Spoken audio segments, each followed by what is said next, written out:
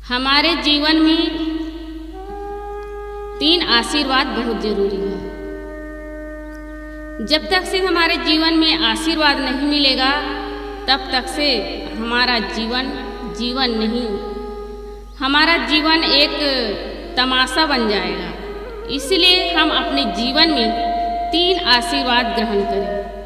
पहला आशीर्वाद है माँ का, और दूसरा आशीर्वाद है गुरु का, और तीसरा आशीर्वाद है भगवान का। तो हम अपने जीवन में पहला आशीर्वाद माँ का लें। माँ हमारी पूज्य है, इसीलिए माँ को देवता कहा है कि मातृदेव भव, पितृदेव भव, आचार्य देव भव और अतिथि देव भव। 4 देवता है।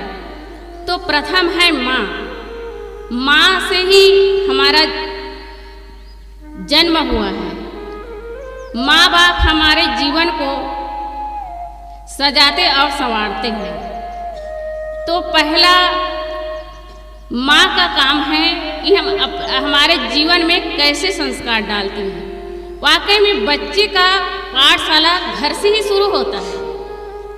घर से ही बच्चे सीखते हैं। प्रथम पाठशाला तो घर ही है।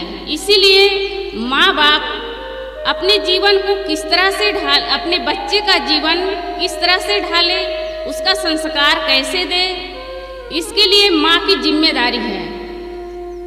और माँ का उपकार किसी से कम नहीं है। माँ का उपकार तो हमारे जीवन में बहुत ज़्यादा है, और उसके उपकार को हम नहीं भूल सकते, क्योंकि माँ की उपमा के समान इस संसार में कोई उपमा नहीं है। एक कवि ने उपमा देने के लिए बैठता है और कहता है कि माँ, मैं तुम्हारी उपमा किससे दूँ? तो सोचता है कि माँ, मैं तुझे कहूँ कि तू सूर्य है, लेकिन सूर्य ने हमें प्रकाश तो दिया, उजाला तो दिया, और प्रकाश दे करके हमें रास्ता तो दिखाए, लेकिन मेरी माँ, तूने तो मुझे रास्ता ही नहीं, उंगली पकड़ करके चलना सिखाया है। इसीलिए तू सूर्य से भी बड़ी है।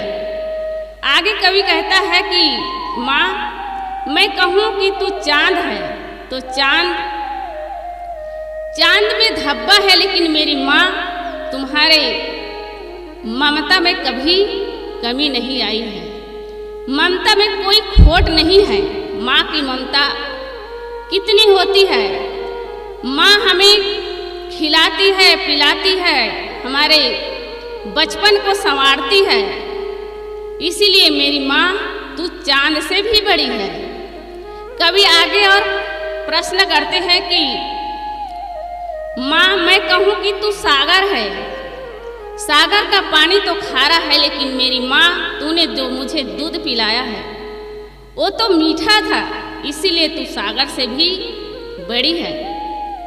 और आगे कहता है कि माँ, मैं तुझे कहूँ कि तू तो देवी है, लेकिन देवी केवल वरदान देती है मेरी माँ, लेकिन तूने तो मुझे जीवन दान दी है, इसलिए देवी से भी बढ़कर है।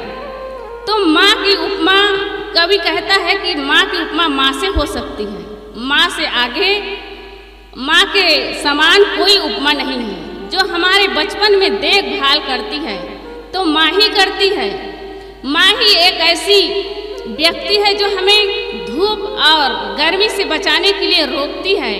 बरसात में हमें ठंड लगने से रोकती है, तो वो माँ है। और ठंडी के दिनों में हमें गर्म कपड़ा पहना करके और हमारे शरीर की सुरक्षा के लिए इतना व्यवस्था करती है, तो वो माँ ही है। तो वाकई में माँ का आशीर्वाद हमारे जीवन में लगता है। इसीलिए माँ बाप को कभी ना दुखाए। माँ बाप हमारे जीवन को नहीं सुधारती है, हमारे संस्कार को भी सुधार देती है, हमारे जीवन को ही बदल देती है।